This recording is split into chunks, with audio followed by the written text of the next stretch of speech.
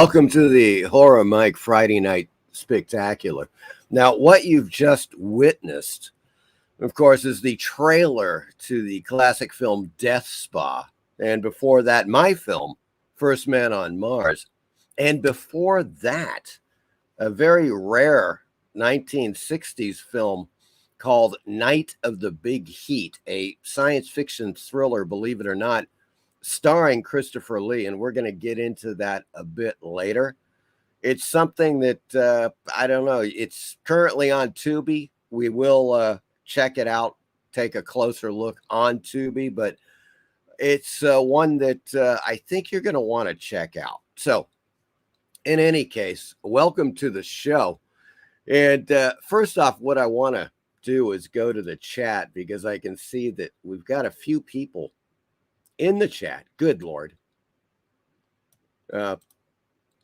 Michael Taylor. Hey, Mike. Hey, Michael Taylor. Eric is on the scene. Good God, man. Great to see you, Horror Mike. Good to see you, my good fiend. Good Lord. Chad M is on the scene. Hello, Chad.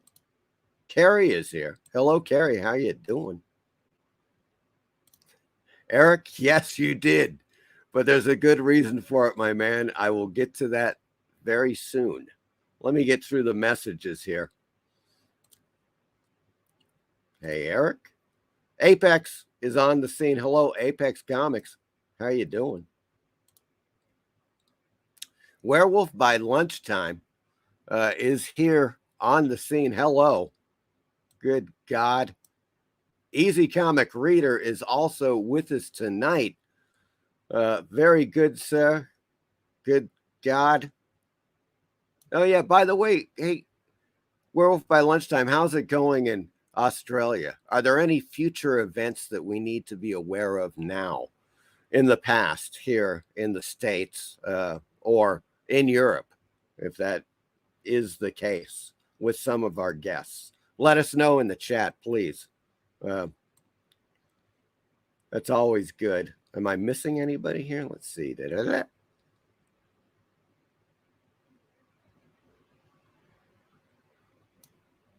Apex says, Health Club from Hell. Indeed, you're correct, Apex.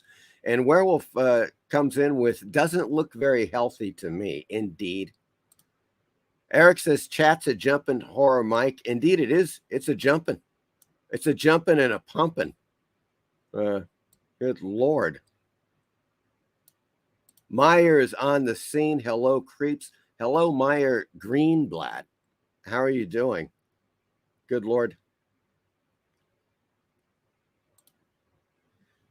Chad, oh, wait a second. Eric says you can lick the like button, my fellow party peeps. And Chad says, Eric, what does the like button taste like? And to which Eric has responded, a cherry-flavored Tootsie Pop. No. Oh, that's good Tootsie. No. Werewolf by Lunchtime. I know which Aussie Lotto numbers not to pick. Good God, there we have it, folks. A glimpse into the future by Werewolf by Lunchtime, who resides in Australia, by the way. Okay, just to let you know, he is in the future. Okay, so we need to consult with him on occasion for any, future advice. And let's see what we got. We got Meyer saying, good God, man, indeed. Hey, Meyer. All right, guys. Okay, check it out. Folks, as you may or may not be aware, it is official. Folks, it's official. The Great Prawn War is over. Now, as you recall, it's, who can forget the horrifying prawn war of 2022, which, will live in infamy, certainly, and where we were bombarded on almost a Friday nightly basis by the incredible prawn bots who came in and just gave us shit all the time with their little prawn bot activities. Well, you may have noticed in the last few months no prawn bots. You know why? We are victorious in the prawn war. We have won, ladies and gentlemen. We have beat the prawn bots. And, I wrenched a lot of you guys to help me with the moderation to get rid of these damn prawn bots. And it worked. We defeated them. And I salute you for your service. And officially, as of tonight, I have returned all of you to civilian life. Now, there is the next step. For those who actually are artists, creators that have something to sell and want to occasionally and not spammingly post links in the chat, by all means, I will wrench you. Okay. So please let me know. And I know that, for example, Eric is one of them. I would imagine that Apex Comics is another. Hold on. Let me get it. Apex Comics, no prawn bots. Meyer says the prawns are defeat. Yes. And Easy Comics reader is saying something I'm not quite the hell sure. Werewolf says, I thought he said prawn bots lol. Well, and that's something. There's an old joke about Werewolf about putting the old shrimp on the Klaus Barbie, and I think that in wartime, that's quite appropriate. But okay. Apex, yes, I need a wrench, please. Eric says, victory is ours, and it is. We have defeated them. And I thank you all for your service and the great prawn bot victory. Well, the prawn bot wars of 2022 and I would guess early 2023. I think they were still doing, showing up like January, February, March, maybe somewhere in there. And, well, it was too much for them. They obviously, they took the hike down the digital lane, if you will, and they've declared surrender. So there you are. Apex shrimp bots. Werewolf says we throw shrimps on the. Well, yes, exactly. I was doing a little World War II tie-in with the shrimps on the Klaus Barbie, but I don't know if a lot of people are going to get that one. I don't know. Eric says, I like shrimping. Never mind that one. Okay. Good Lord. And Werewolf says, I don't need Margot Robbie. Oh, God. Oh, my God. It's unfortunate with her because she's been in some great movies, really. I just saw, if you guys haven't seen The Big Short, I think that's still on Tubi. Highly recommended. And she's in it, and she's naked taking a bubble bath. And she explains part of what's going on with the mortgage collapse. And that's the whole thing about the film is the big collapse of 2008 with subprime mortgages and so forth. So she's taking a bubble bath in the movie and she's drinking champagne. And of course, it's a hilarious setup. It's like she's explaining this dry material, but she's totally hot. So that's how they did it in the movie. If you haven't seen The Big Short, you got to see this fucking movie. It's awesome. It explains the entire fucking thing. That whole nightmare of, remember when our economy collapsed and shit not too long ago? That's The Big Short, folks. Michael Taylor says, I guess this news is all over YouTube. You got me, Michael Taylor. And if it's not, I broke it. Okay. Here and now, as of July 14th, 2023, you were the first to hear it on the Horror Mike show. the great prawn bot wars are over and we have been victorious. Yes. So there you go. Nazi shrimp bots were a failed experiment. The Apex, The Big Short, so great, man. Such a, and she's hot. But in any case, yeah. So recently I've seen it. I just I couldn't escape it. I saw some of those nauseating Barbie movies that trailers for that film Barbie that she's in. God, it just gives me a migraine just looking at it for about 10 seconds. And I still, now that I think of Margot Robbie, I think of her as that Barbie character, and I've got to get it out of my head. I need to watch something. I don't know. Maybe I'll just watch The Big Short again, of her and taking the bubble bath. In any case, I'm pretty sure it's still on Tubi, folks. The Big Short. It's fantastic. What do we got? Meyer says plate o' shrimp. Repo Man reference. Yeah, Repo Man. There's a great one in that one. I don't know if it's been on Tubi yet, Meyer, but that is such a freaking great movie. If nobody has seen Repo Man, it's Alex Cox. And this guy, he was a really great. I don't know if he's done anything in many years. I don't think so. But a hell of a director. Straight to Hell was another one that he did. But Repo Man is probably his, masterpiece, I would say. And it's freaking awesome. What a great movie. I'm going to have to check it out and see if I don't think it's on Tubi. I just don't think so. So in any case, without further ado, hold on now.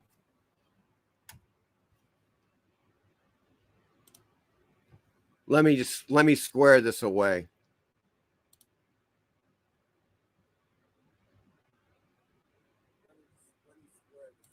There we go.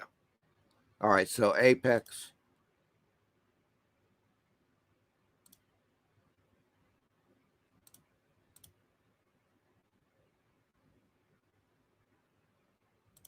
And Eric.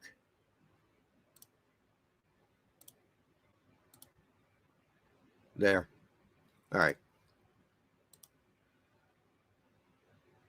I think that's it at this point.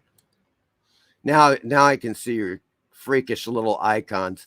I see Eric with the shrimp and the robot. Yeah, that's exactly that's where it's the prawn bot wars,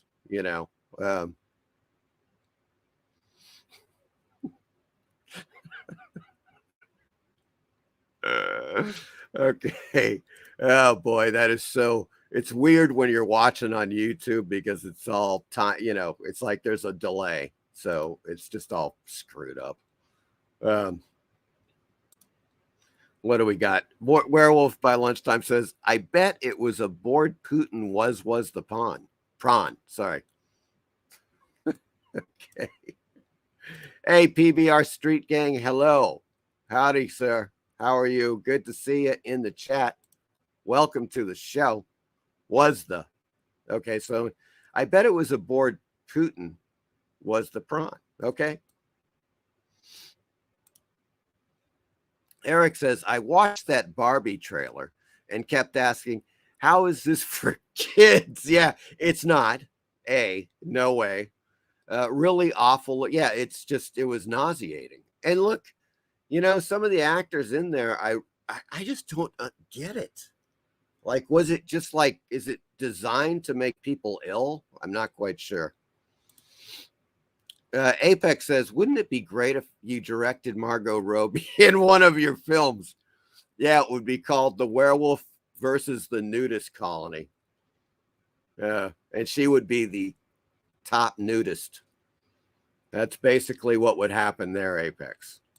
I think that would be, look, nudists are natural. It's the natural world and all that, We don't need any artificial ingredients, and I don't think there's anything artificial on Margot Robbie. I may be wrong, but I don't think so. Meyer says, great punk soundtrack. You ain't just whistling Dixie, Meyer. Right there. That Repo Man soundtrack is just kicking butt. And of course, yep, Sid and Nancy, you're absolutely right. He was a punk rock filmmaker. If you haven't seen Straight to Hell, check out Straight to Hell. Man, the Pogues are in Straight to Hell. Joe Strummer is in there. A ton of people. I believe Elvis Costello is in this film. It's like a freaking acid trip Western. Okay. With of course, a punk rock type of edge to it. But it's called Straight to Hell. And it's highly entertaining. I still think Repo Man is his greatest film, but still. Michael Taylor says Dave Stevens' Drawn to Perfection is now on now on Tubi. It was just on Canopy. Tubi they may have a little spy over on Canopy. You know what I'm saying? And I think that you do, because a couple of films I've noticed were on Canopy and they suddenly turned up on Tubi.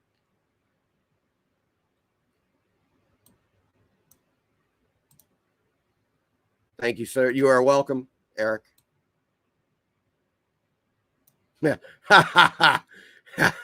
Werewolf by Lunchtime, Margot Robbie is not for kids. Oh, good Lord.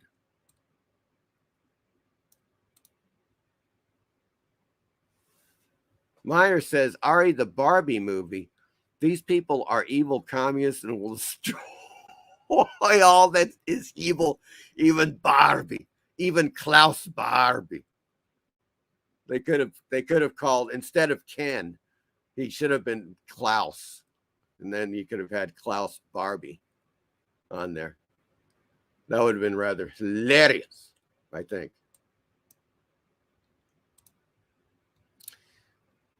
Guarantee she would die.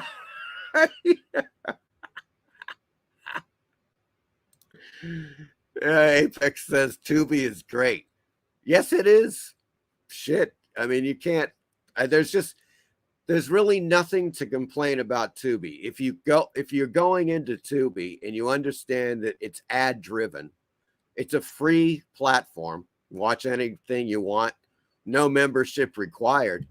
But you're going to watch a few ads, which are totally reasonable. I don't know if you guys, while you're watching a movie, they don't really have a lot of ads. Like, they come up every 10 to 15 minutes. And typically speaking, there's like 2 minutes of ads. That's about it. 2 minutes, 2.5 minutes. It's better than cable.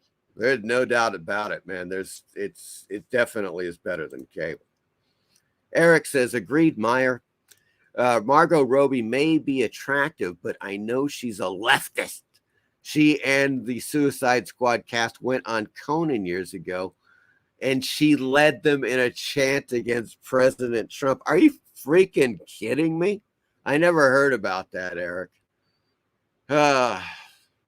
What the hell? Now what am I supposed to do? Shit. That just brought her down a few points. Good Lord. That's just what the hell, man? What the living hell? That is disappointing. Apex, thanks for the wrench, Mike. You're welcome. Werewolf says the Dave Stevens documentary is not on Aussie Tubi. Son of a bitch.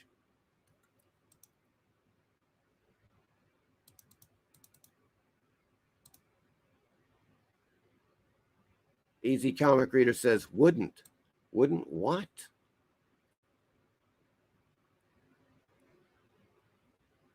Oh, guarantee she wouldn't die. Yeah. Indeed, she would not.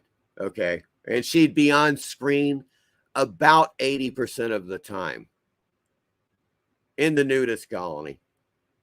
Nude. Okay. But now I'm kind of thinking, I don't know, man. Maybe I should, think about another girl to play that role. Werewolf versus the nudist colony. I don't know. I don't know.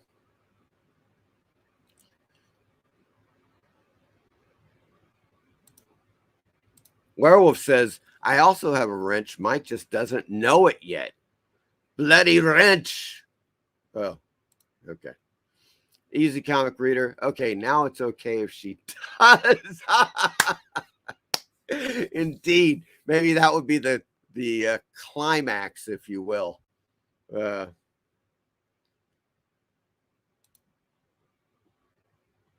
I mean, I don't know. The werewolf could split her apart. I'm not quite sure. And just be a horrifying scene. Kind of. You know what I'm saying? Eric says, I am speaking the truth about Margot Robbie, Horror Mike. It was why I chose not to see the movie. I wish I were joking. Yeah. Oh, I believe you. I mean, you look at it nowadays. Are you kidding me? If you say, look, man,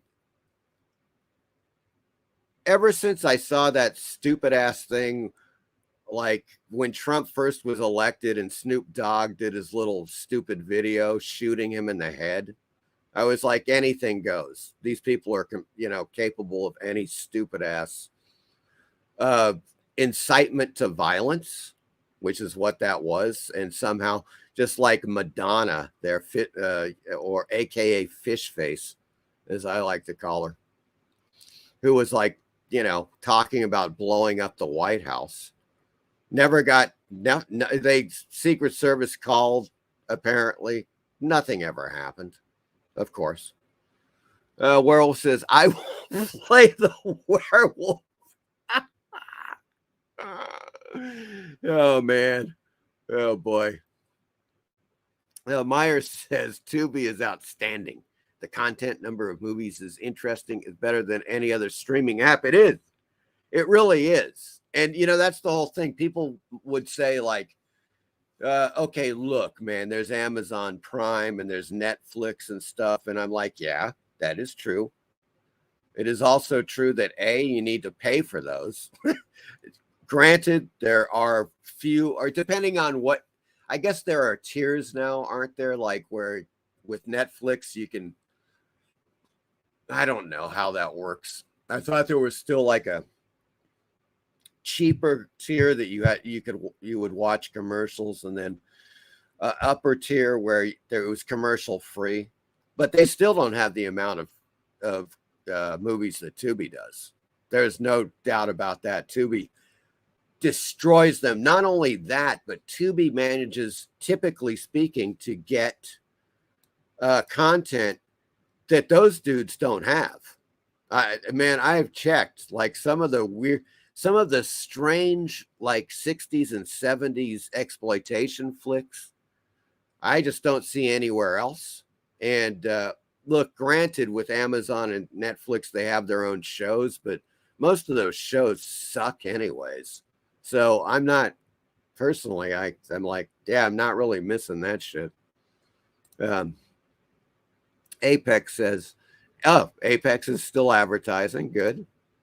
There he goes. He didn't waste a minute. Okay, folks. Apex is on the scene with the advertisements. Check them out. Eric says, you can still have Margot Robbie in your movie, but just make sure she doesn't talk, gets naked, and gets torn apart by the werewolf. Yes. Yes. That is the whole thing right there. Yeah, that would be easy to do. I think that would be probably the best way to go. Just have her no dialogue, you know what I'm saying? And maybe, God, I'm trying to think. Like maybe her friend at the nudist colony, Mila Kunis, is the one that actually gets all the dialogue. Is everybody with me on that? How about Mila Kunis as her friend, as her best friend at the nudist colony, who's got all the witty dialogue? That might be good. Michael Taylor says, yeah, Tubi is arguably the best streaming service. The only thing that holds it back in popularity is probably the ads. Yep. Well, there is that. We are now graced with the presence of the Hotel Orloff, aka Gratu Orloff. Hello, Gratu Orloff. Good Lord, it's been a little while, and it's good to see you, Gratu. I hope you are doing well, sir. Good God. Yeah. Good Lord. You are now. So why, if you have time to explain, why are you now the Hotel Orloff? Is that, have you turned your house into a hotel, or are you in the process of doing so? Because that house could be a hotel. That's a freaking gigantic house, Gratu. Chad M says, just out a paper bag over her head like in Scary Movie. Werewolf says, don't forget me for the 9 sequels. Oh, yes.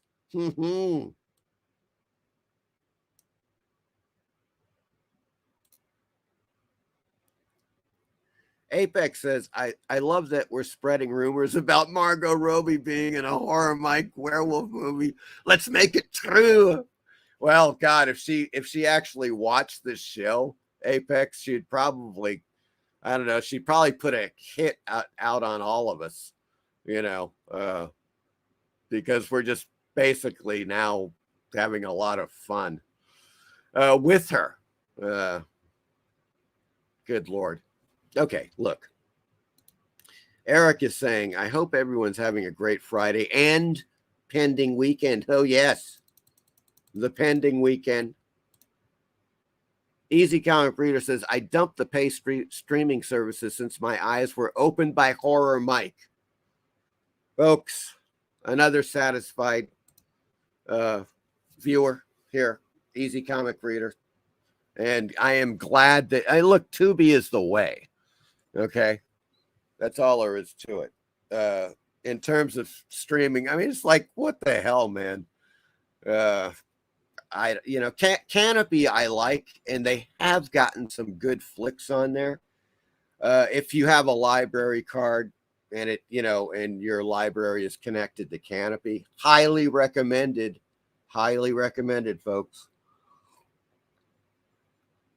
Matter of fact, I may just show you why just in a second. Well, I wasn't planning to go to Canopy tonight, but I've been actually watching the shit out of that too. And the thing about Canopy, once again, no commercials. They do get a lot of first run films. You just watch them for free. It's great if you have a, library card. Michael Taylor says, yeah, a lot of them have a cheaper tier, but they include ads. Yeah, so you're back to square one. So what's the point? You might as well just do Tubi, man. Good Lord. Not only that, but as other people, I think Michael Taylor mentioned, like Plex, and there was another one. I mean, there's Freevee, there's Plex, there's shit, man. Look, it's unbelievable. There's even a thing on Roku. I don't know if you guys watch. When I watch telly, I use Roku. So I just add channels. And I'm sure it works the same way with the Amazon widget, Fire or whatever the hell it is. Or Amazon Fire Island. But in any case, I digress. Okay, so you're on Roku, you add channels. So like I've got the Monster channel on there. You guys aware of the Monster channel? The Monster channel shows a bunch of movies that are typically public domain with one really cool catch. All of the movies are presented by different horror hosts. Some of them classic, some of them new. So they do a lot of repeats of shows that are like 10, 15 years old. Like they got Shilling Shockers on there. The Bone Jangler. They have, believe it or not, Morgus, the Magnificent. I mean, which I used to watch. He did a show in Ohio and then he went to New Orleans. And when I was in living in Mississippi and in New Orleans, I used to watch a show all the time from the Ice House in downtown New Orleans. The Ice House. That's where he did a show, and it was hilarious. But it's the Monster Channel, so they show all these freaking movies. They've got some rather sexy hosts. There are a few, like Lamia. Yeah, she's pretty hot, very leggy, I would say, and a few other that are rather, how should I say, vivacious vamps. Let's put it that way. So that's the Monster Channel. Of course, there's a trauma channel on there, and I think it's called Mutantville. Shows a lot of stuff, not just trauma, a lot of other low budget, exploitation films. But obviously, there's a ton of free channels, but you got to be careful because some of those channels, like I've added channels, I'm like, ooh, Sci-Fi Channel, this looks good. And they just pour on the ads like it's bad. It's so much worse than Tubi, and I'm like, no, I'm not going to do this. So you got to be careful about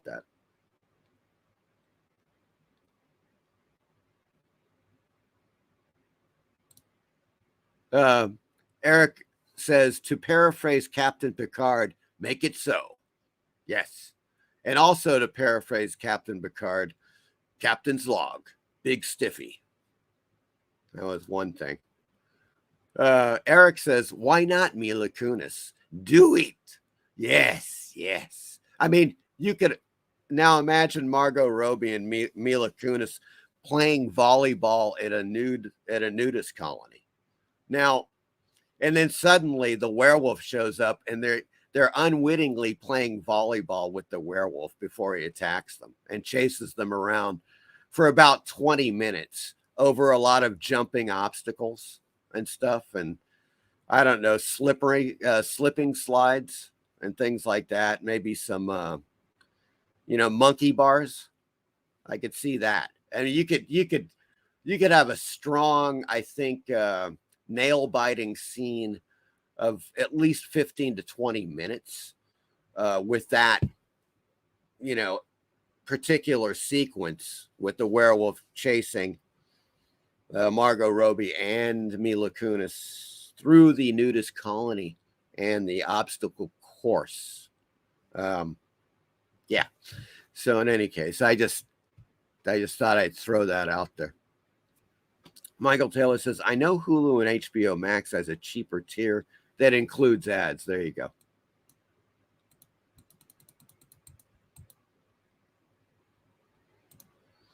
Apex says Gratu turned into a hotel. I don't know. But if you've watched the Gratu Orloff show, and I highly recommend that you do, just click on his, go look up Gratu or now Hotel Grat. What is he called now? Hotel Gratu? Shit. I'm sorry. The Hotel Orloff. Look that up on YouTube and watch some of his shows. It's amazing. He walks around his house and he's got an incredible collection of memorabilia, various collectibles, comic books, you name it. It's a pretty stunning collection. So his house is huge. I mean, it's I'm almost tempted to say kind of mansion-like. Kind of quasi mansion like, and it's really fascinating. It's got a freaking elevator, for Christ's sake. I mean, it's great, man. It is great. Shadowhawk Talks is on the scene. Hello, Shadowhawk Talks. How are you doing? Hail to Shadowhawk. Good Lord. Werewolf says, Margot's an Aussie. I will pop to her house after the show and sell her Mike's movie idea. Folks, it's we're closer to achieving this dream. And I know that most of you will work for minimum wage or maybe even nothing. Or maybe you can even pay me to be on the set. of this film, which is possibly the way I could get the budget. I wonder if she would like agree to like, like $100 a day, maybe. I don't know. Uh, It's hard to say. Or upon seeing the script, she just might do it for free. Because I guarantee you, it'll be a page turner. That's what I'm saying right now. It's gonna be a freaking page turner, or at least an Ike and Tina Turner. I don't know. Michael Taylor says, "I'm actually surprised it took them this long to make a Barbie live action because she's such an iconic character." Yeah, I'm kind of surprised too. Actually, I mean, maybe they'll do like Barbie versus the Banana Splits. And the Banana Splits are just like maniacs with, submachine guns or something. And it's just a slaughter fest for like 90 minutes in Barbie land. You know what I'm saying? That might be good. Chad says, "Thank you, Eric. My uncle's funeral was on Wednesday. He passed on Saturday. I must have missed something."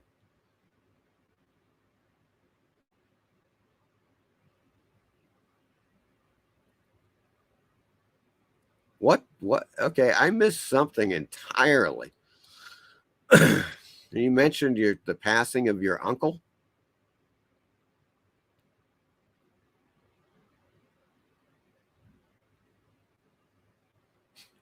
Sorry about that.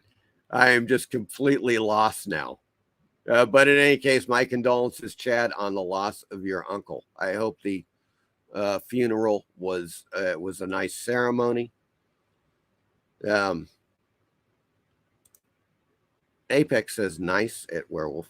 Yeah, exactly. And also Werewolf says this is going to be a long show. And it was the first show that consisted nothing of but chat. And then suddenly from out of the east came the prawn bots from hell. Could you imagine? I swear to God, if a prawn bot showed up tonight, it would be just utter anarchy. It would be mayhem in the streets. I'm telling you right now. Incredible. Apex, yes, the Monster Channel. It is. I mean, look, I get it on Roku. It's a channel. If you look it up, the Monster Channel, you just, add it to your collection of channels, and it's just nonstop. I'm telling you, nonstop movies presented by classic and new horror hosts. That's what it is. I mean, everybody is in there. They even have like, you name it, man. You guys know, except for like obviously Elvira is not in there, but they do have some ones that you would recognize. I am sure of it. So, in any case, recommended. They've got, it's a mixed bag. Sometimes the horror hosts aren't that good. Sometimes they're great. It's just one of those things. You kind of learn when they come on, and you kind of tend to gravitate towards those, time slots.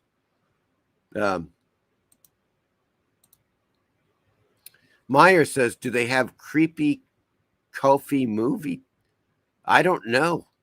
Where's creepy Kofi from, Meyer? Was that a San Francisco treat there? Or should I say San Francisco trick or treat?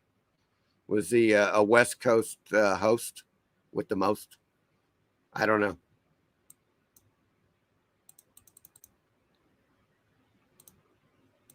Chad says, "Thank you guys." Yes, you're welcome, Chad. Eric says, "You can check out Horror Mike's anthology on the cheap on Amazon." Thank you for that unexpected plug, Eric. I really appreciate it, kind sir.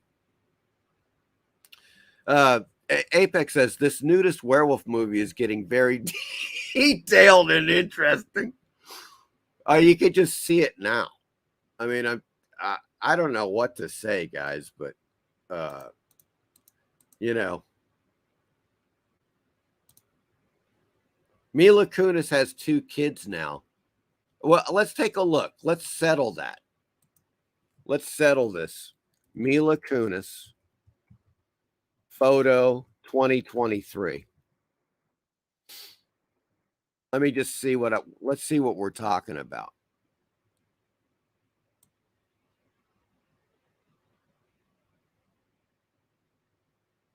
I mean, how do you know it's, well, maybe that is. That's 2020. How's 2020? Is that close enough? I'm trying to find something. Ooh, holy shit.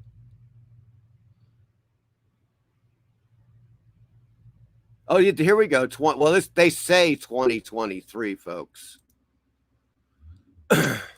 I'm going to put this, I'm going to share the screen now.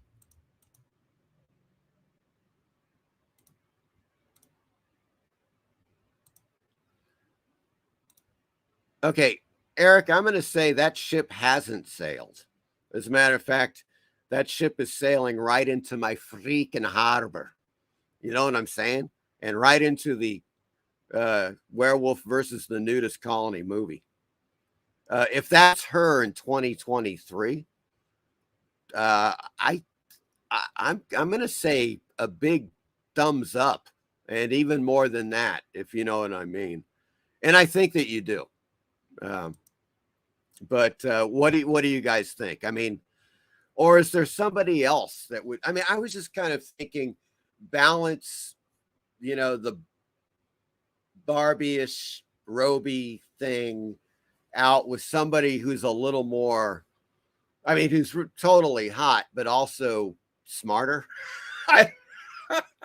who's wittier, who's funnier. I mean, shit, she is real. Look, if you've ever seen like the Ted movies, I love the Ted movies with the bear. She's hilarious in that. She's also, of course, she's been doing Family Guy for, God, I don't know how many years, as Meg. She's got a sense of humor and it's sick. We know that. So that's what I was kind of thinking. You want to get, I mean, obviously, you want to get some top-notch stars who first have a sense of humor and a little bit of a sick and twisted sense of humor at that, because, well, they're going to be butt-ass naked for about 90 minutes running around a nudist colony being chased by a horny werewolf. So, they just have to, there's got to be something where they're thinking, all right, this is not going to be Academy Award material, but it's going to be, there's going to be a lot of exercise. There's one thing right there, and I think that that's the whole thing. And maybe, that as we were talking about, Werewolf gets Margot Robbie at the end, but then, as it is right now, unless you guys can convince me otherwise, Mila Kunis comes in and like whacks him in the head with an axe, and maybe it's a silver axe, we don't know, and seemingly kills him at the end. Of course, the werewolf he's never not actually going to get killed. He'll be revived somehow for, of course, the next Werewolf versus the Nudist Colony 2 Electric Boogaloo film. But yeah, so I'm just kind of wondering about that. Let's take a look. Werewolf says, yes, I cannot wait to start filming Apex. Yes, I know, it is rather exciting, isn't it? Look, guys, I mean, there are a couple of things, but to consider. Now, Chad says, I have the ad version of HBO Max included with my phone plan. I still watch Tubi over it. More variety. There, yeah, that's it. That is it. Eric has supplied us with a link to the Hotel Orloff channel, folks. I don't know what happened to Gratu. He was on here. Now he's gone. Or maybe he's with us in spirit. I don't know. But there's the link to his channel. If you want to check out his freaking house, it's great. It's awesome. Werewolf says, I will pay you plenty to be in the movie. Yeah, Werewolf, by lunchtime, me too. I can be one of the camera crew.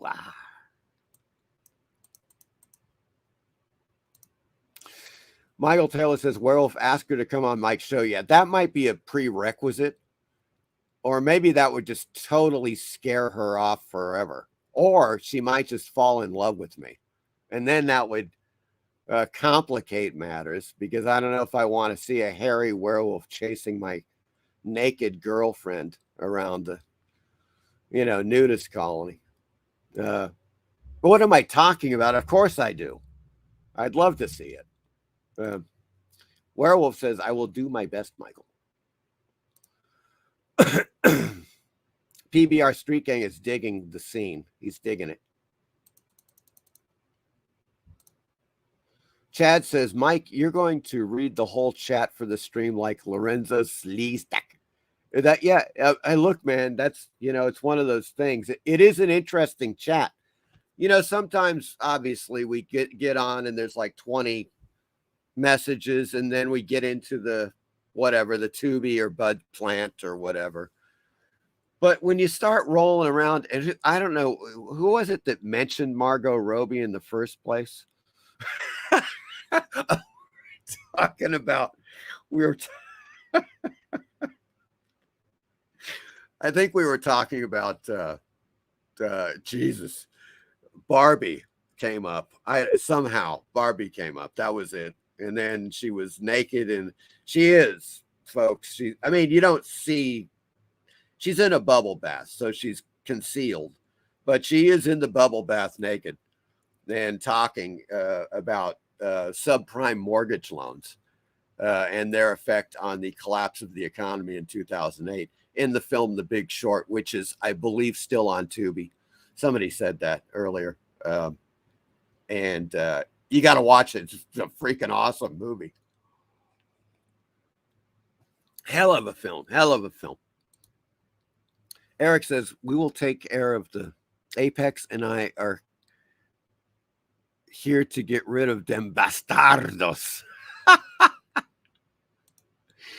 You guys got to consider, every time you guys do emojis, it just comes up as little rectangles. You can't read them in StreamYard. So I don't know what you're, emojiing, I guess. Werewolf says, Optimus Prime eats prawn bots for breakfast. There you go. No prawn bots on this channel. Nope. It has not happened. We'll watch. Yeah, now that we're talking about them, they may try to pull some kind of surprise attack, folks. Or should we say a counter offensive, if you know what I mean. And I think that you do. Okay. Apex, Mila Kunis still looks good. Hells to the yes. I'm still, okay, granted, that's not a, I was looking, hold on. Mila Kunis bikini photo, because that's going to give us more. Holy shit. That's not correct. That's wrong. What? I know. I hate these fake bastards. I swear to God, man.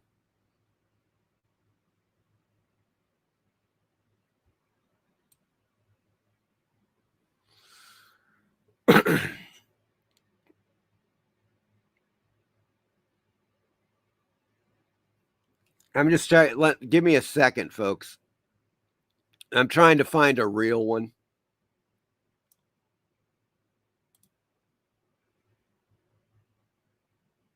Okay, this one looks real. Oh my God. Holy shit. Okay, I don't know when this is, though. This could have been a few years back. It wouldn't be that far.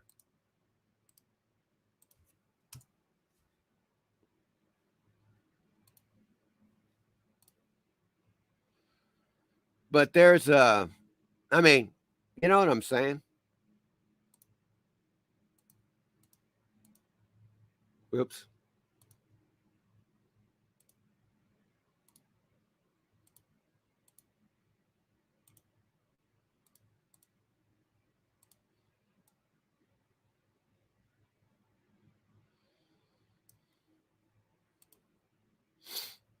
There we go. I mean, that's got to be relatively recent. I think, like, let's say within the last 3 or 4 years, I would put that somewhere in there. Although, as Eric says, I mean, she has had 2 kids.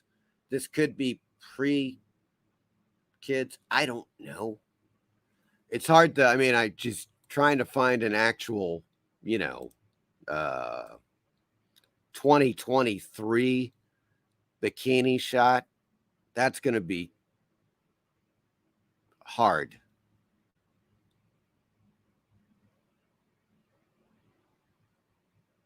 Holy crap. Okay.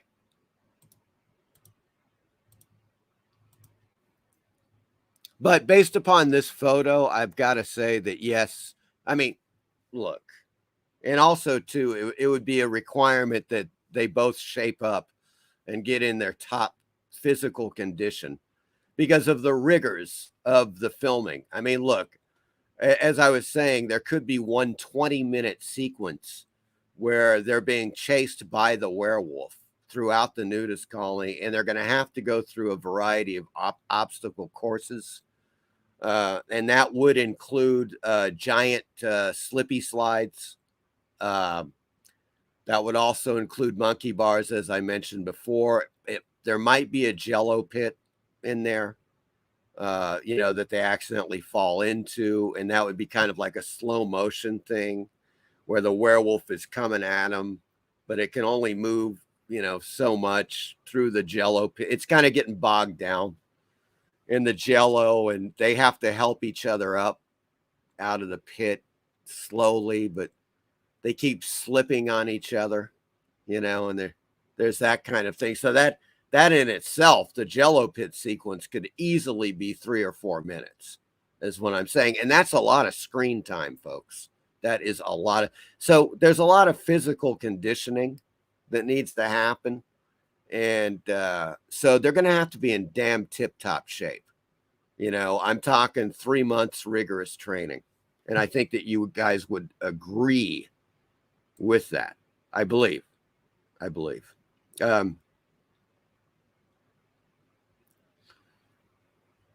God, where are we now?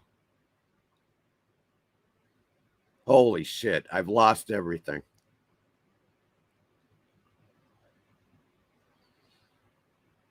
Fucking, okay, there we go. Okay, I saw that. Apex says Mila Kunis still looks good. Agreed. I mean, and I'm saying this is within the last few years. So, 3 or 4 years. I'm pretty sure that kind of looks like her. I don't know. Like relatively, like it's not like 10 years ago. You know what I'm saying? I would still sail on the good ship, Mila. Oh, yes, indeed. Uh, she can walk me plank anytime. Arr. Mila looks great indeed. Eric says, I would book a cruise on Mila's ship. Oh, yeah. Michael Taylor says, I think Kunis still has a while before her ship sails. Indeed. Apex says, now we need to get Mila Kunis in this werewolf movie. I bet she'll have an open mind. That's why I kind of thought of her, Apex. I mean, you guys, look, think of stars that practically everybody knows. Well, everybody knows her. Everybody knows Margot Robbie. I would probably say in this situation with a film, werewolf versus the nudist colony, that Mila Kunis would say yes way before Margot Robbie would.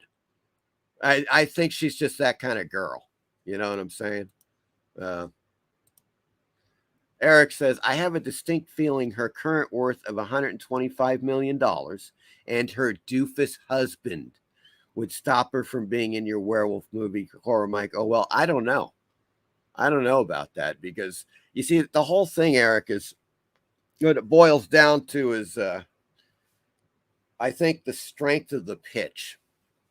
And, maybe her hubby, he's like, 125 million. That's a lot of money. But how about doubling that? Okay.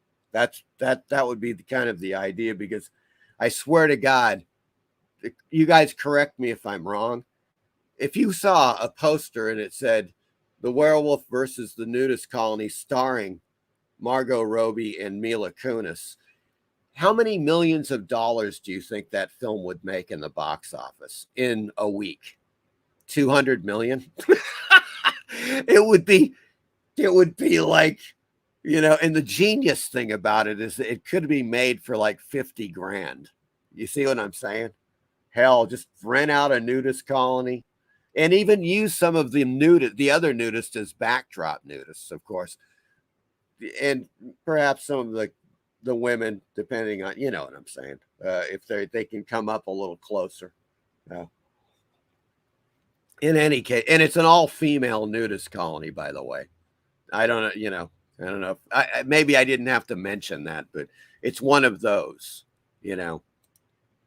So that's a thing. Werewolf says, I resent the fact you called me a horny werewolf. Also, how did you know? Myers says most of these Hollywood types drink baby blood, but Mila looks good without the fetal tissues, allegedly. Allegedly, yeah. I don't think so. I just think she's not one of those. I think she's an outcast. It just, I don't know. I may be told. Who knows? Hollywood does just totally twist people, and they may have gotten to her. I don't know. But Hotel Orloff Gratu is still here. Thank God he is still here. Apex Ashton Kutcher would fund Mila's werewolf movie. Yes, Mike's werewolf movie. Now, are they okay? Is he still married? Are they still married? Is that the whole deal? Mila Kunis and Ashton Kutcher are actually. He probably would too. That guy is kind of a, I don't know. He seems like the kind of dude that, he's seen a few stag movies. Let's put it that way. And he's probably watched some, I don't know. Swedish erotica or something in his time, anyways. Jacob is on the scene. Hello, Jacob. Good Lord, man. Boy, you may want to go back and watch the first hour of this at a later time, because it's been rather hilarious. So far, we're talking about the idea, the premise of a film called The Werewolf versus the Nudist Colony, starring Margot Robbie and Mila Kunis. And and of course, they're the main nudists in the film. 90 minutes. Oh, they're basically in the film the entire time. So that's kind of the premise of the whole thing, and we've been kind of whittling down some, some logistics. Let's put it that way. There are some logistics to keep in mind. Tubi time, almost, or maybe not. Maybe we'll never get to Tubi. I don't know. Hello, Captain Strangelife. Captain Strangelife is on the scene. Good Lord, he loves Tubi. All I watch. Yeah, agreed, Captain.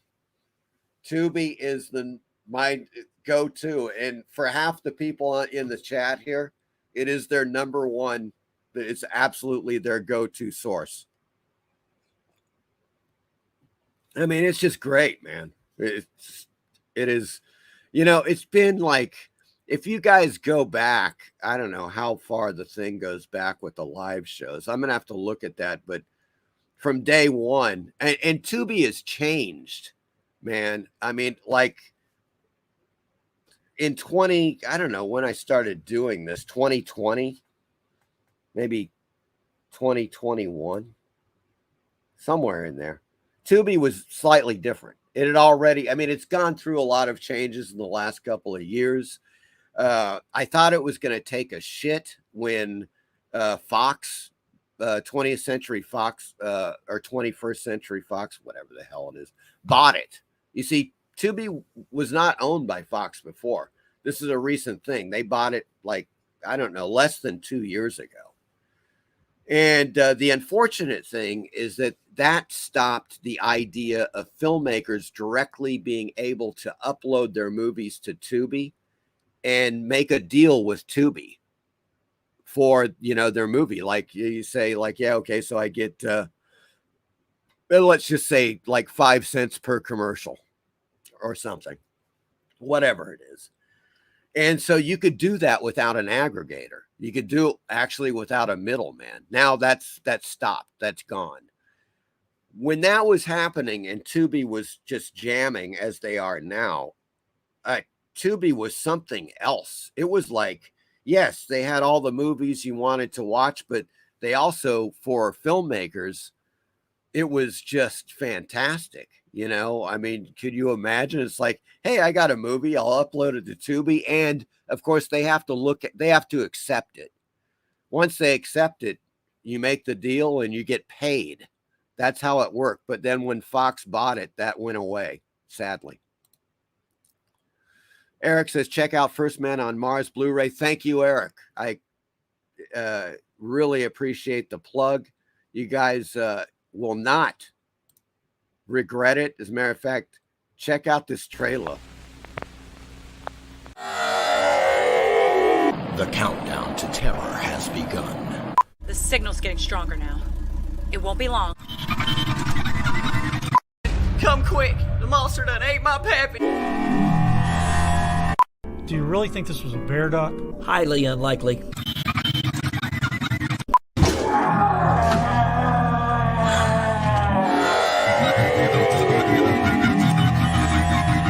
First man on Mars. Once he was human. There's something shiny in the rock. This is really starting to sting.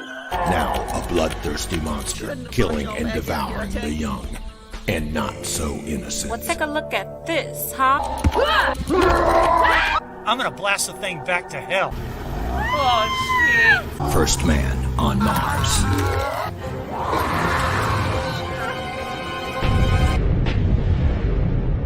You mean there's aliens out here?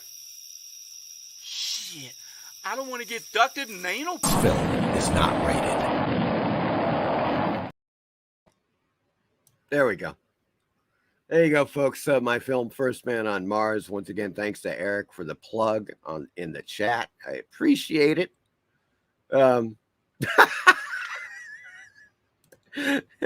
Werewolf says, for her next movie, The Werewolf of Wall Street, I will play the werewolf.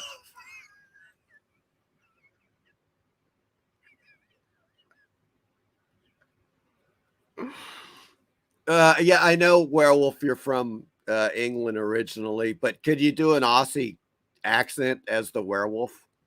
That might be the deal maker or the deal breaker. Hello, I'm a bloody werewolf, you bald bastard, or something. I don't know how you would say that, but oh God, I'm seeing a lot of great comedy out of this. I think people would. I don't think anyone would be seated during the last 10 minutes of the film. Let's put it that way. Michael Taylor says, I saw Renfield. It was okay. I would have preferred a serious version. Sometimes when they make a horror movie into a comedy, they screw it up. Yeah, that's one, well, it's Nicolas Cage. So I'm definitely going to give that a watch. Eventually, it's going to happen. I will definitely see that movie as I try to catch every Nicolas Cage film because he's infinitely entertaining. Apex says, ooh la la Mila. Yes. I may have to make this my screensaver. I don't know. Werewolf says, I believe Mila should definitely star in this movie. When does filming start? Yeah, there you go. Well, that's always the question, Werewolf. Oh, God. I just had a sick feeling or thought. Yeah. I mean, obviously, and in the real world, we would never get Mila Kunis or Margot Robbie, but we could get exceptional lookalikes.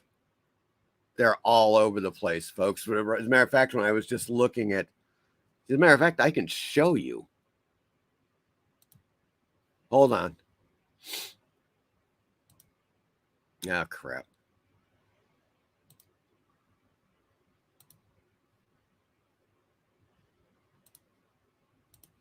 I just saw a Mila Kunis lookalike. You tell me if she looks, close enough. Because they admit that she's a copy or whatever.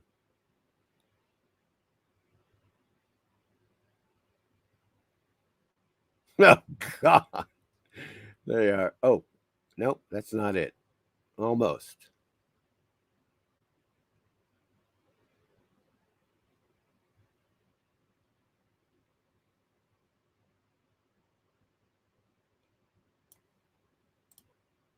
Hold on, guys. I'm almost there. I saw one. God, where are you? And she really looked like her.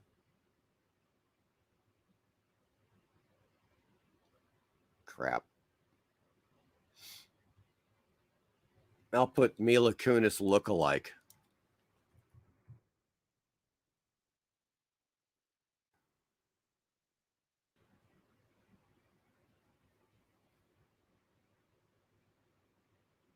Okay, that's pretty weird.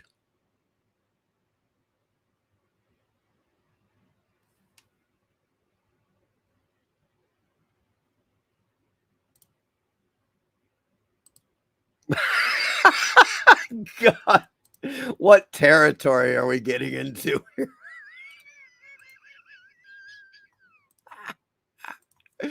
We're treading we're treading on thin ice, folks.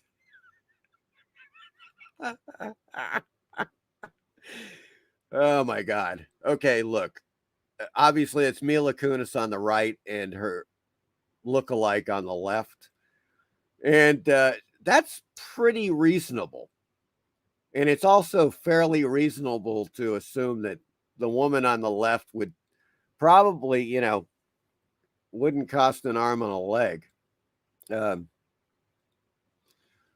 of course, once again, it comes down to, does she entirely look like Mila Kunis? That's the whole thing.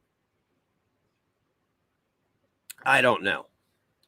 But I'm just saying this because, folks, it's like sometimes you have to, I don't know, compromise a little bit. Is there a Margot Robbie? Hold on.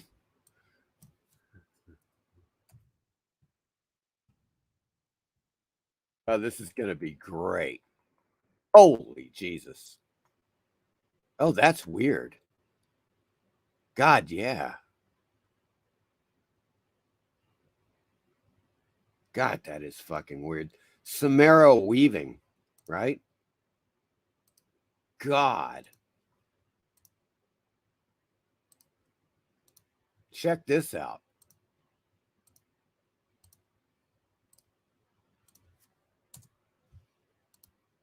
Oh, crap. Sorry about that. I just went back to the wrong one.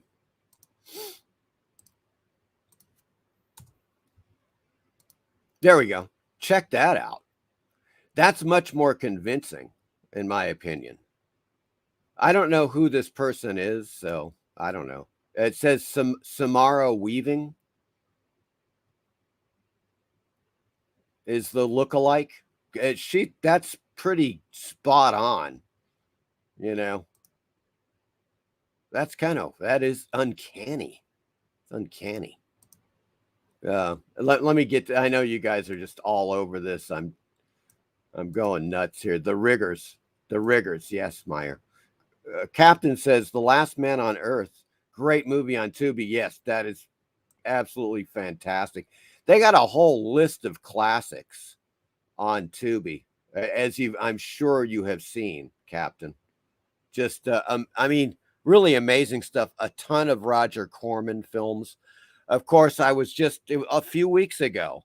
I was going through a few Corman films. Obviously, Death Race 2000, which is just one of my favorites. So, I mean, good Lord, you know, what a movie. What a movie.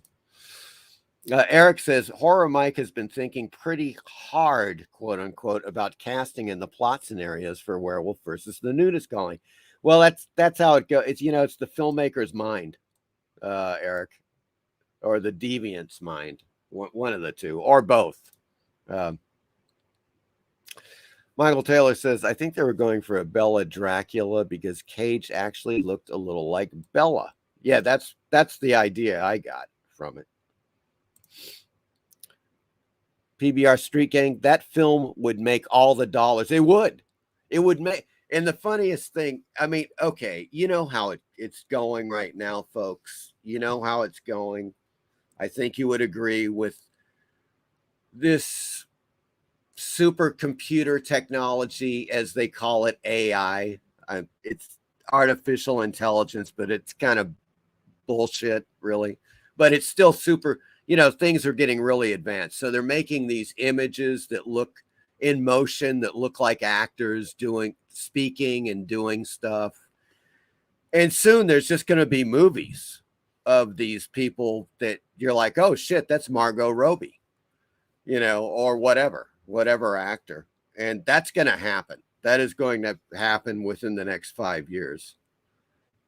No doubt about that. But I would rather, obviously, I think, and you would all agree, it's like, come on.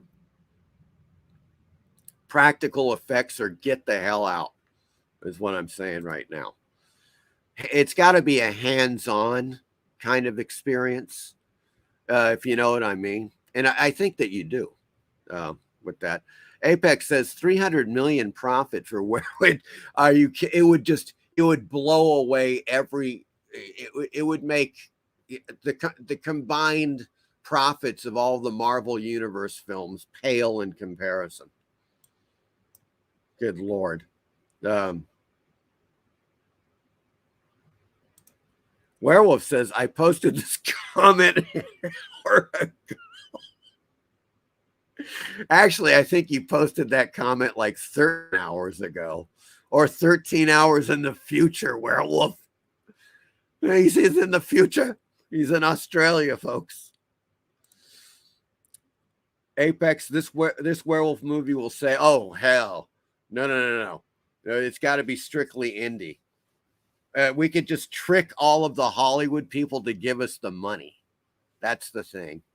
Like Ed Wood. Ed Wood would go around Hollywood and like get his budgets, have parties and stuff. That would be the way to go. So we'd all have to move to Hollywood for like a year and a half, and then formulate our strategy and have like these, little Hollywood parties, and then lure in, Margot Robbie and Mila Kunis. And then after that, talk to them about the film. I'm sick. In any case, Meyer says he saw Demi's bush firsthand, boys. Good Lord. Ashton Kutcher. Eric says Ashton Kutcher has been an activist against human trafficking.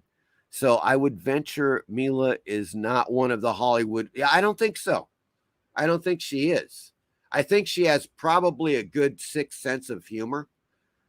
You have to be. Look, if you're working on Family Guy with freaking Seth MacFarlane for 15 years, you have to have a really healthy sixth sense of humor.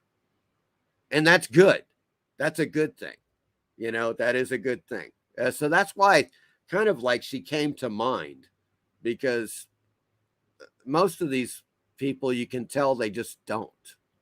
They don't, Meyer says, Shouldn't the 20th Century Fox Corporation jingle music be the 20th Century Fox by the Doors? There we go. I like that. That's nice. He says this timeline is weak and disappointing. I don't know, man. I think Myers, maybe he's coming down off of something. Or it hasn't kicked in yet. One of the two.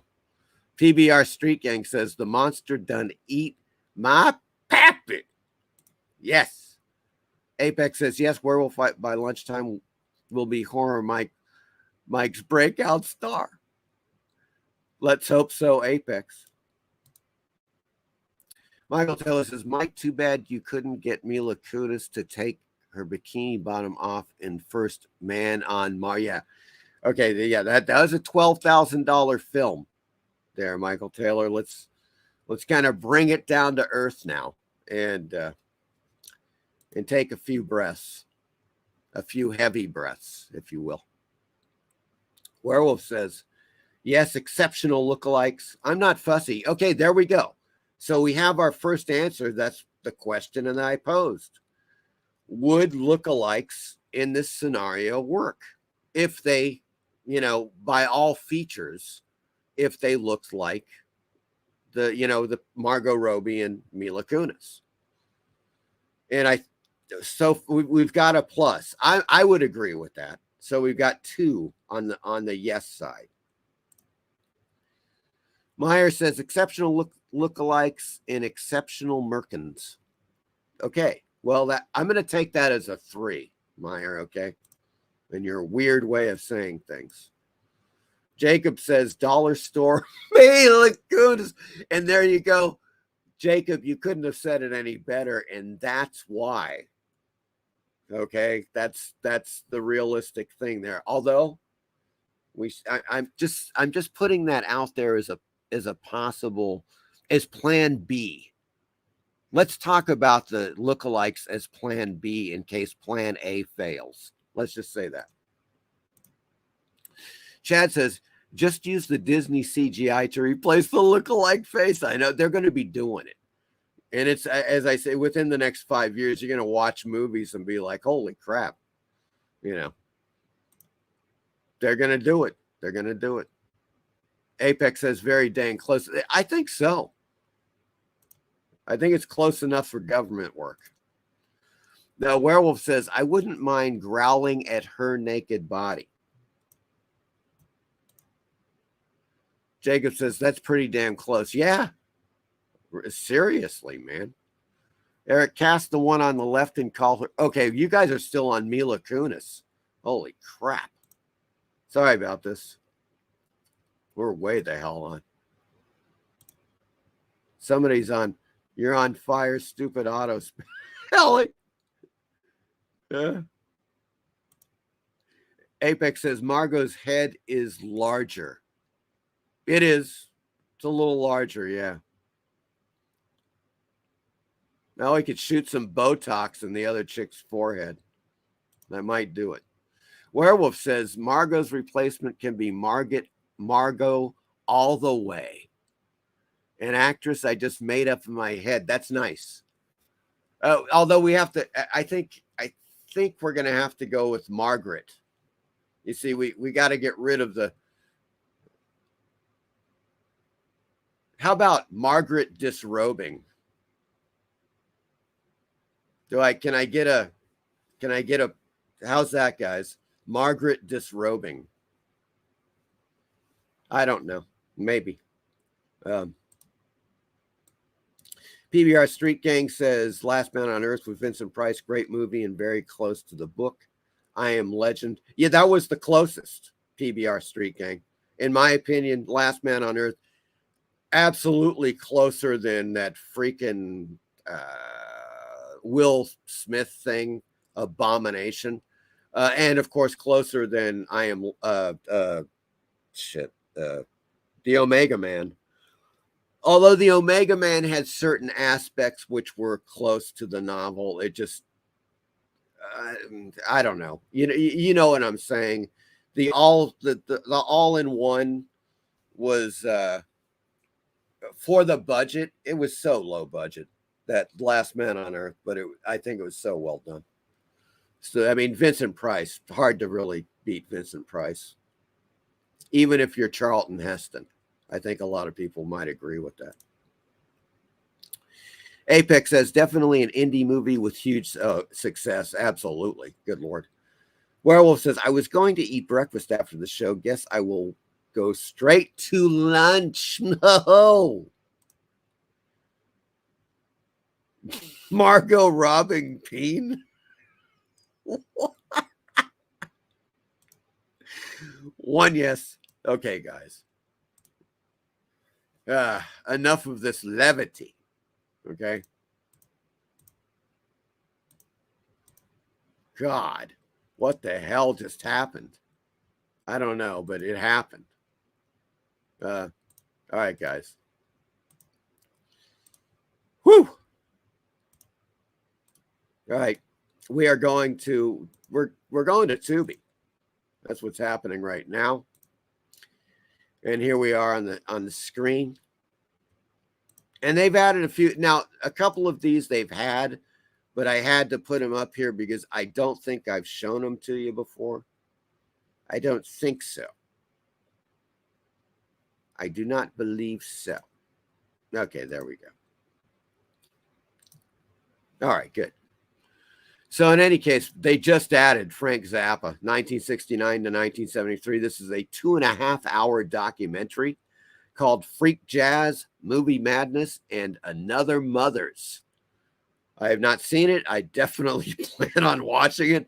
Anything with Frank Zappa in it is going to be highly entertaining because there's going to be a lot of comedy. Okay, that's all there is to it. You know it. Zappa is just one of those guys. So that's on the list. Can't wait to see that one. This one looks really good. I have not seen this yet either.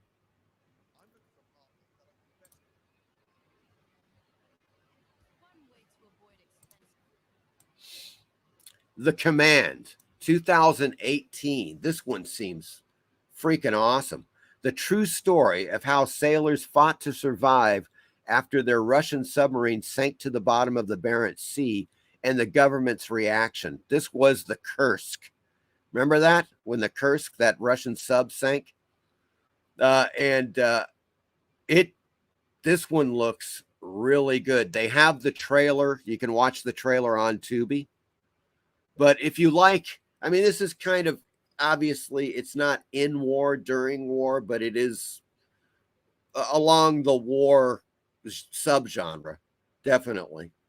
And Max von Sydow and Colin Firth are in this. It looks really good. Like they had a really good budget. You know, it's like one of those gripping submarine trauma tales type of thing. Looks good. This is also new on Tubi. Or at least I haven't seen it before. What Went Wrong? Countdown to Catastrophe. 2019 documentary series. They have all these. I think it was only one season. Yeah. One season. The Morandi Bridge, the Grenfell Towers, the Challenger explosion, the Concorde Air disaster, Malaysian Airlines disaster. So this one looks quite good too. I definitely plan on watching that, no doubt. This one, you guys, some of you may have seen, The Siege of Fire Base Gloria.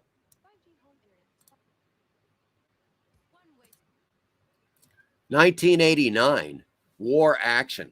After a hellish trek through enemy territory, a sergeant and his unit fight for their lives inside a base under siege by the Viet Cong. Starring R. Lee Ermey, Wings Hauser, and Robert Arevalo. R. Lee Ermey is all over this film, folks. If you dig Ermey, and of course you know him from such films as Full Metal Jacket, he's great. He is great in this film. Recommended. The Siege of Fire Base Gloria. Late 80s war film with Wings Hauser as well.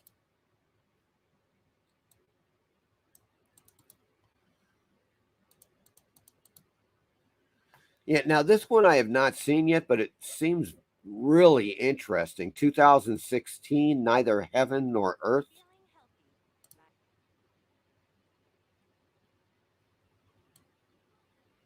A fantasy drama. It is a foreign film.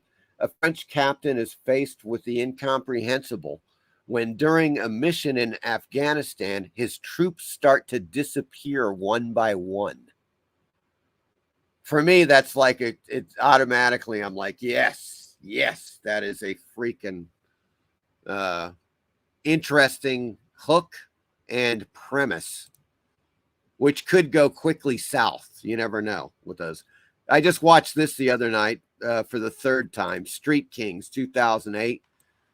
Once again, if you like crime dramas, you should check out this film. When evidence implicates a veteran cop in the execution of a fellow officer, he must go up against the culture he's been a part of his entire career. Keanu Reeves, Forrest Whitaker, Hugh Laurie. Really good flick, man. It is just, it's quite good. I enjoyed it tremendously, and I'll probably end up watching it on Tubi again. Highly recommend it. If you like crime thrillers, that's Street Kings is for you. The Fourth Angel I have not seen, although it does sounds pretty damned interesting, though. Magazine editor Jack Elgin reluctantly becomes an engine of vengeance when the terrorists who killed his wife and 2 daughters are set free. So you got it's like a revenge type plot with Jeremy Irons, Forrest Whitaker, Charlotte Rampling, Jason Priestley. Pretty damn solid cast. 2001, never heard of it until it showed up on Tubi. I don't know about you guys. I've never heard of The Fourth Angel. Sometimes there's a good reason for that, and the film's just not that good. Sometimes it's like a really great film, and you're like, why did this film not get, the publicity and accolades that it deserved? It's really strange with some films, This one, man, I don't know how many times I've seen it. I have not seen it yet on Tubi. I've seen it several times throughout my lifetime. The Taking of Pelham 123, 1974 action crime thriller. On a New York subway train, hijackers threaten to kill the strangers aboard if they don't get their $1 million ransom in an hour. Starring Martin Balsam, Walter Matthau, Robert Shaw. And that's not all, folks. There's other name actors in this, directed by Joseph Sargent. This is one hell of a movie. Oh, it's so good. It is so good. I plan on watching it on Tubi again for the whatever half dozen time. Very soon. Highly recommended. If you like a gripping crime thriller, check out The Taking of Pelham 123. It is freaking Walter Matthau is fantastic. He is so great in this film. Highly recommended, folks. Let me get back to the chat. I know there's been some commentary.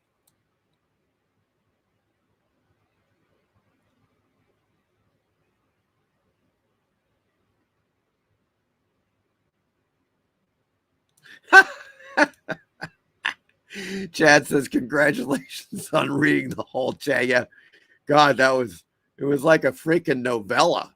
I swear to God. There were plot twists. That's how long the damn chat was. And some characters came and went. That it may have even spanned a few years, I think. Good God. Eric says, let's go to Tubi Town. Yes. Apex says, Zappa, absolutely. It's great. I think they have even another Zappa documentary on Tubi. I mean, man, Tubi is the place to go. That's all there is to it. Meyer says, entire chat read, achievement unlocked. Yes. Apex says Margaret Disrobe.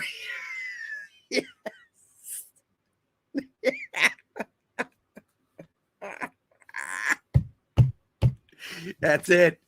Okay, I think that's got to be it. It's got to be Margaret Disrobe, right? I mean, that's well, I don't know about Mila Kunis.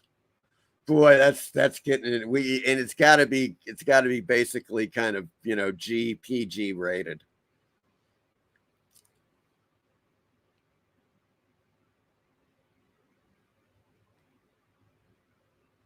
Everything I'm coming up with is pure X. I'm telling you.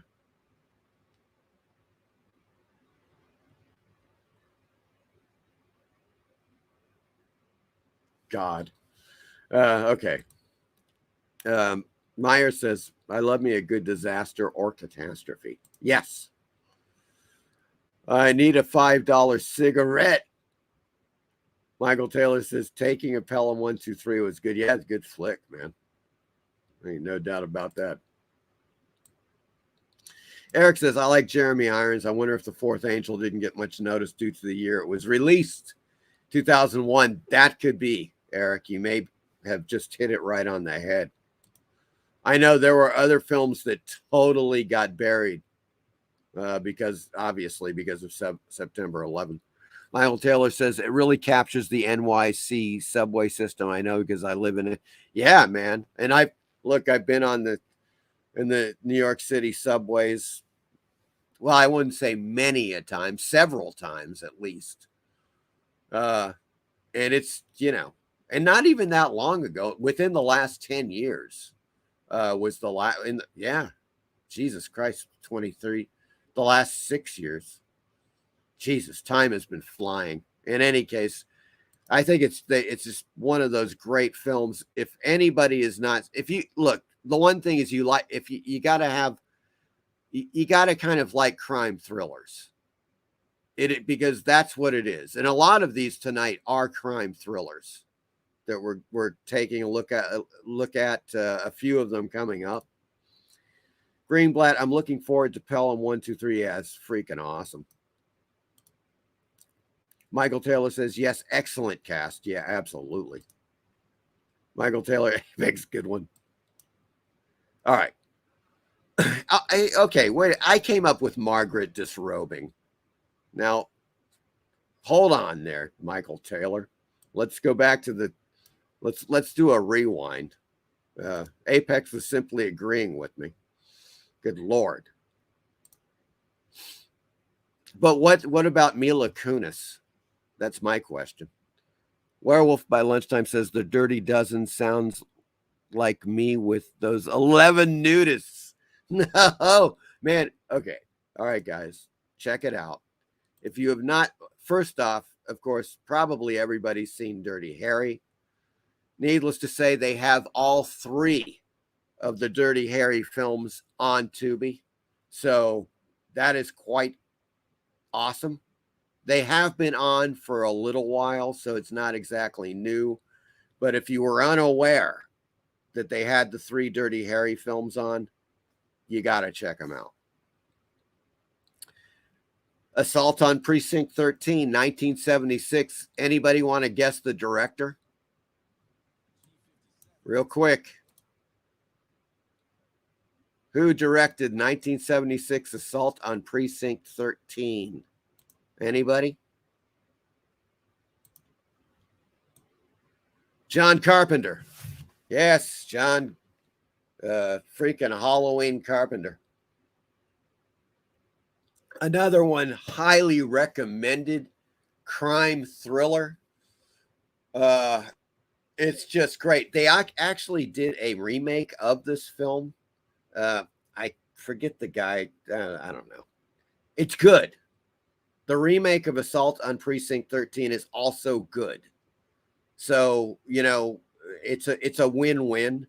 This one is excellent, 1976. In this action thriller, an understaffed police station enlists the help of criminals when they become the target of a deadly street gang. It's freaking good. I don't know. I would have to see both of them back to back, but I enjoyed both of them immensely.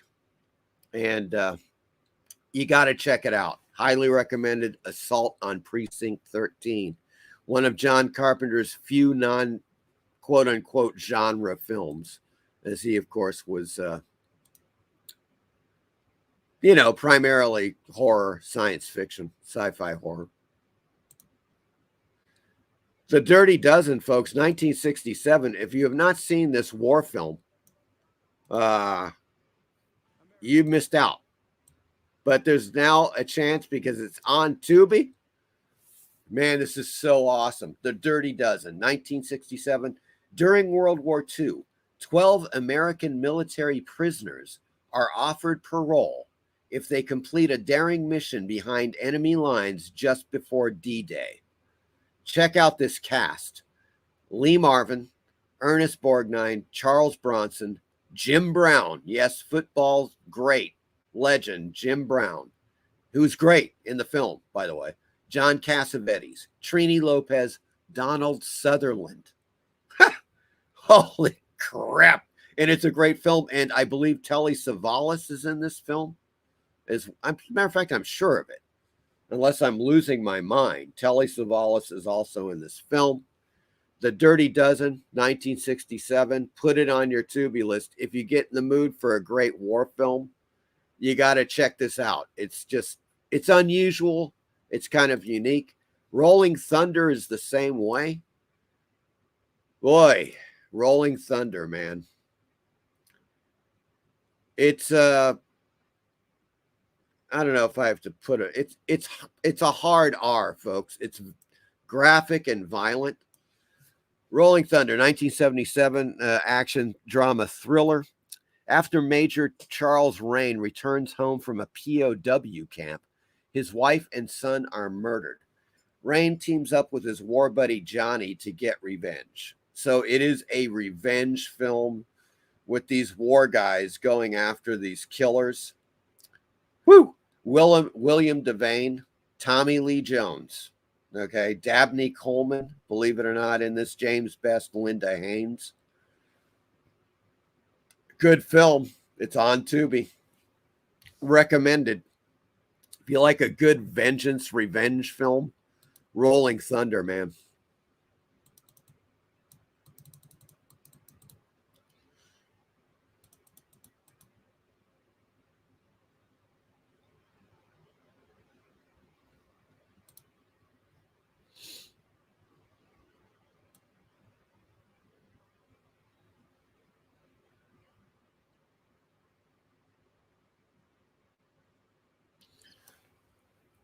Werewolf says the Dirty Dozen sounds like me with those 11 nudists.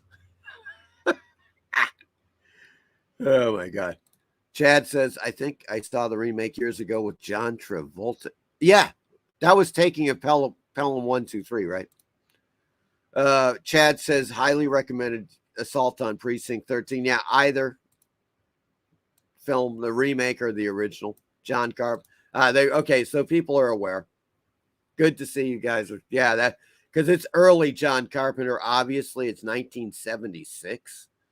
Good Lord, this is years before, obviously, before The Thing, and obviously before The Fog as well. Michael Taylor says, I'm hoping Tubi gets the Super Cops one of these days. I think Starsky and Hutch was based after the Super Cops. Apex says Dirty Dozen is fantastic. Yeah. Folks, if you haven't seen the Dirty Dozen and you're in the mood for a war film, check it out. Check it out. It is so good. It is so good. Just an amazing cast in that film. Chad says, I like the remake with Ethan Hawke. Thank you. That was the Assault on Precinct 13, Ethan Hawke. Thank you. But it's a different movie with a similar concept, right? That is true. I think both versions are great. It's one of those almost kind of rarities where you say, like, yeah, man, that stands up to the original. They did a really great job. It wasn't just like, we're cashing in on a popular film. They really did a great job of it. Meyer says, just watch Rolling Thunder last week. Great action movie. Yeah. And there's a couple of prime, how should I say, really violent, ultra violent scenes. Meyer says also, yes, Telly Savalas plays a real crazy guy. Oh, yes. Oh, yes. Telly. He is. He's nutty. He's nutty as a freaking loon. And we're talking about, once again, in Dirty Dozen, folks.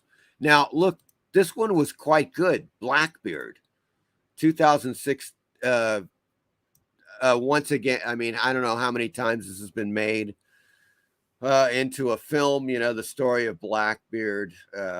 It's freaking, you know, Captain Kidd, Treasure Island, the whole fucking thing. Blackbeard, except that it's not. Okay. I shouldn't say that. It is not Treasure Island. It is in the lineup of the Treasure Island pirate movie type things. You know, that how would you say, just subgenre. Let's just call it a subgenre, and you know, in the pirate subgenre. Blackbeard 2006. This is a 2-part miniseries. So it's about 3 hours, 4 hours long. And it is, as they say, the true story of Blackbeard the pirate, the most infamous and fearsome seafarer of them all, as he sets out on an 18th century hunt for booty. And wait a second. Maybe the nudist colony could be the 18th century. And there could be like, it would be like an 18th century nudist colony. And there's a lot of naked pirate women running around. I don't know. It's, you know, there's a possibility. But in any case, 18th century hunt for booty, known as Kidd's Treasure, of course. Angus McFadden plays Blackbeard. And he's really quite good.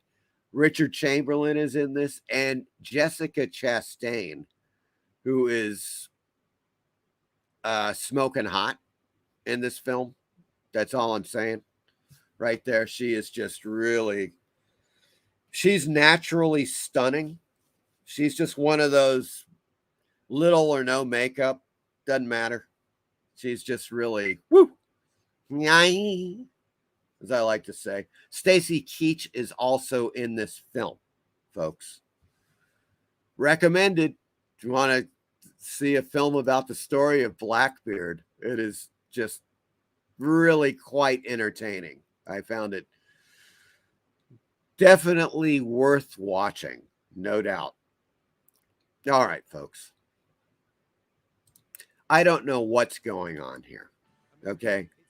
This is one of those films I once again never heard of in my life, in my entire freaking life. Night of the Big Heat, 1967, sci-fi horror mystery. When a freak heat wave sends temperatures soaring on an island, a scientist seeks answers while his sexy ex forces matters toward the boiling point. Okay? Christopher Lee, Peter Cushing, Patrick Allen, directed by Terrence Fisher. I have never seen this film, never freaking heard of it. But I can say this right now, folks. I've got the trailer. Of a burning dam. What is that strange noise and burning white heat that drove people to their death?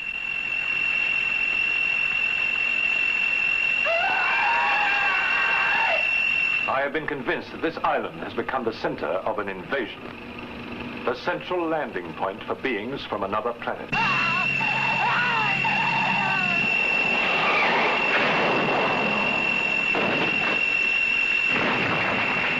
What happens when an unknown power from outer space uses our radar signals as life-saving beacons to bring it to Earth to consume our energy?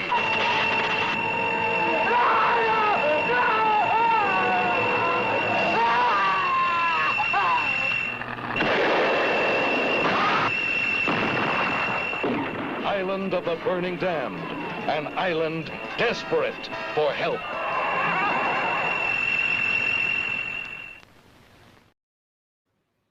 There you go, folks. That is the trailer, which is odd, to say the least, in the first place. Anybody out there seen this freaking movie? Let's take a look. PBR Street Gang says 18th century nudist colony sounds very hairy.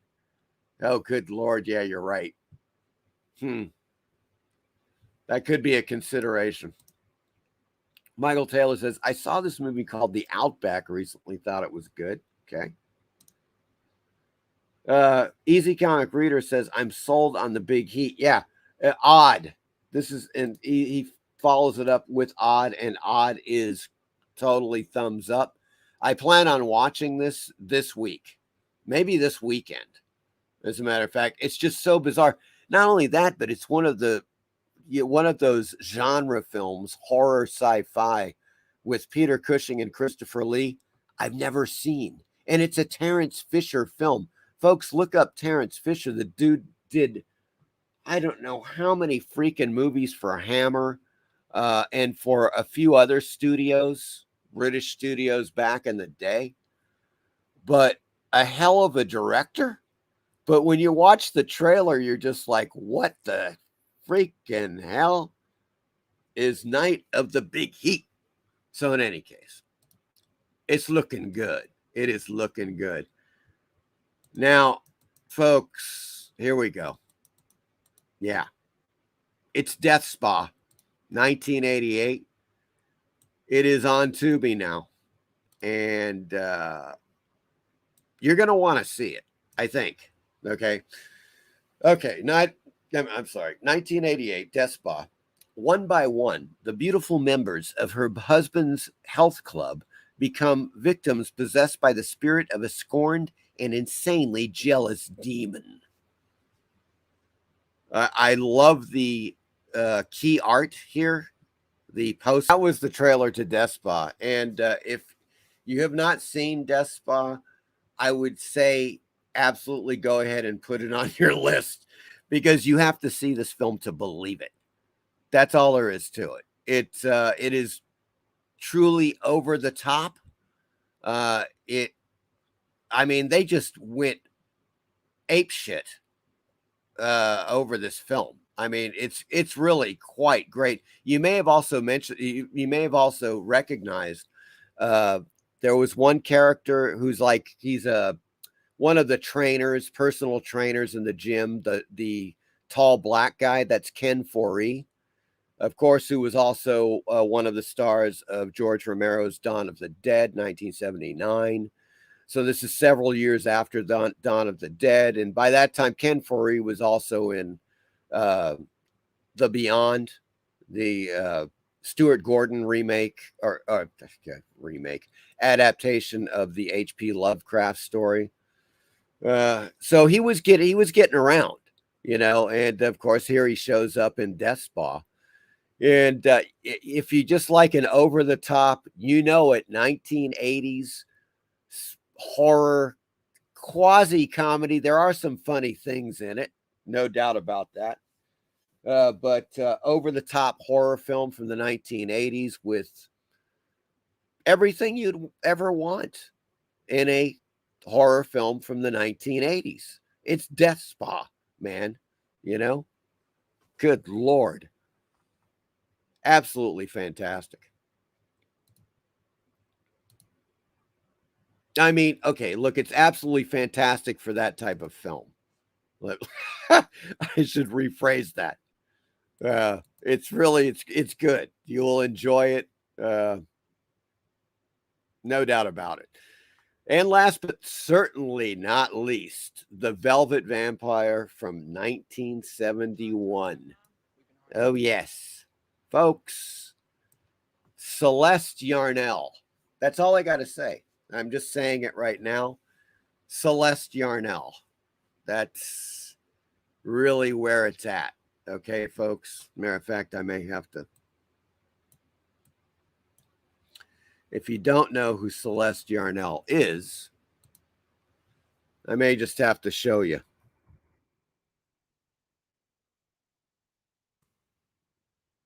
Oh, crap.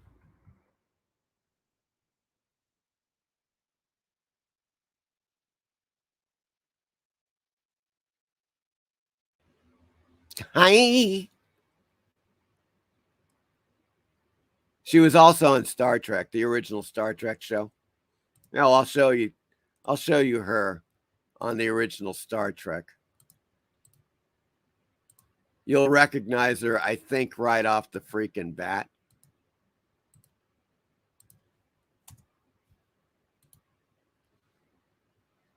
Oh, yes. Yes, yes. But that's not all, folks. Hardly. Let me just get, oh my God. Tantalizing. Okay. Oh, good Lord. This is what I'm talking about here. There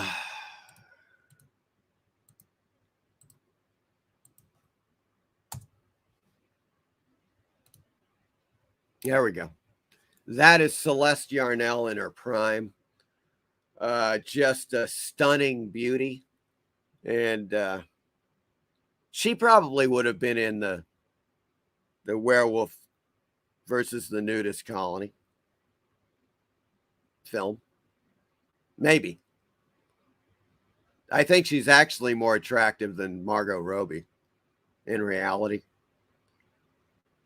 But in any case, I digress. I digress, folks.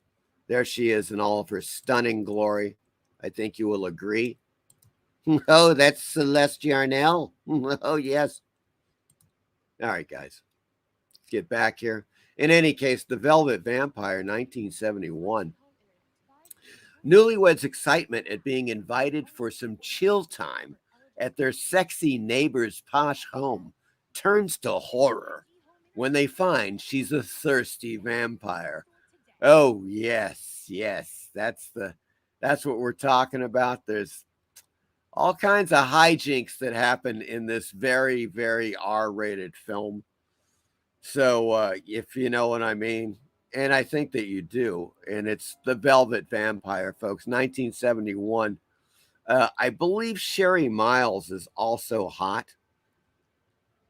Pretty sure. And I think she becomes kind of the vampire love interest, or she's the, I don't know what, like, I don't know. She falls under Celeste Yarnell's spell, maybe. You know what I'm saying? The hell is that? Oh, God, it started. All right. There we go. In any case, highly recommended if you're into watching a good vampire film, which is also a sexy vampire film. Check out The Velvet Vampire, 1971, starring the luscious Celeste Yarnell. I got to go back to that page. Hi. Good God. Good Lord, Matt. I'm just going to, maybe that's my new screensaver, or Scream Queen Saver. How about that?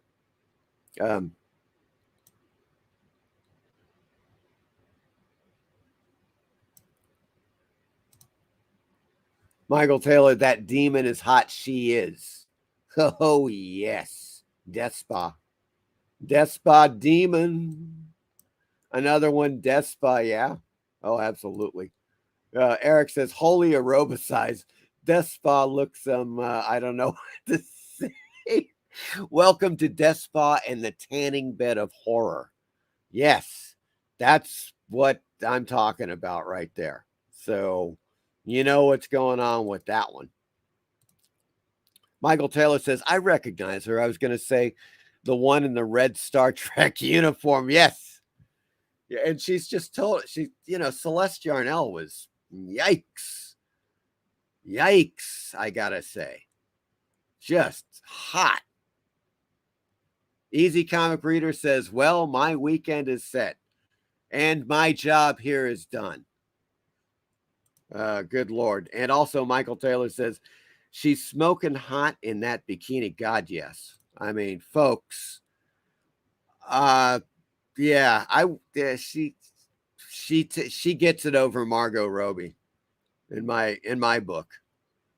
That's just classic. Oh my God, it's just stunned. It's kind of like classic. She's got that thing, much like in a natural sense, much like Carolyn Monroe, where you're just like, good Lord. And there's just no BS about it. That's the thing. Werewolf says, back when they had to wear bikini bottoms to hide the hairy beast. Yes. Oh, God. Folks, I'm just going to keep it on there. Right. That's it. That ends the Tubies for this week. And the show, Jesus Christ, it's already after 9. What the living hell? But, man, that was a hell of a show. That was a hell of a show, folks. And everybody, just kind of kick around the werewolf versus the nudist colony thing. Something, you never know. You never know, man. Something might come of it. I don't know. But it's certainly hilarious to talk about. There's no doubt. Jacob says, hell of a show, Mike. Thank you. Does she or doesn't she? Oh, yes. Yeah, you got to wonder too, right, Meyer? I mean, I don't know. Because look, let's just be frank about this. Women did shave back in the day. They did. Just not much. So it's hard to say. Not only that, but if she didn't, that wouldn't be a negative, okay, for me. If Celeste Yarnell was kind of bushy, not a negative whatsoever, okay?